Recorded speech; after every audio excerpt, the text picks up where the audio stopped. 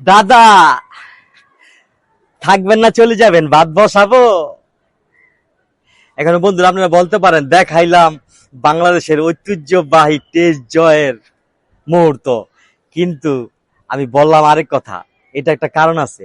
ভিডিওটা স্কিপ করবেন না, পুরো ভিডিওটা দেখবেন, তাহলে বুঝতে পারবেন। তো আমাদের পার্শ্ববর্তী দেশ ইন্ডিয়ার কিছু দাদারা আমাদের বাংলাদেশকে নিয়ে অনেক ট্রল করছে। মানে ফেসবুকে ঢুকতে পারি না, বাংলাদেশ নাকি 2.5 দিনে হেরে যাবে, বাংলাদেশ নাকি 2 দিনে হেরে যাবে, বাংলাদেশ নাকি 3 দিনে হেরে যাবে। এদের জন্য আজকের এই জয়টা। আমরা টাইগার, আমরা টাইগার জাতি। আমরা মুখে নয়, আমরা মাঠে জিতের পরিচয় দিই। আমরা মুখে এত বড় বড় কথা বলি না। আর দাদা একটা কথা মনে রাখবেন, বাংলাদেশ বর্তমানে ওই দল না যে আপনি তুড়ি মেরে উড়াই দিবেন। বাংলাদেশ এমন একটা দল, বাংলাদেশের দিনে বাংলাদেশ পৃথিবীর যে কোনো দলকে হারিয়ে দেওয়ার ক্ষমতা রাখে। সেটা হোক টি-20, সেটা হোক ওয়ানডে, সেটা হোক টেস্ট।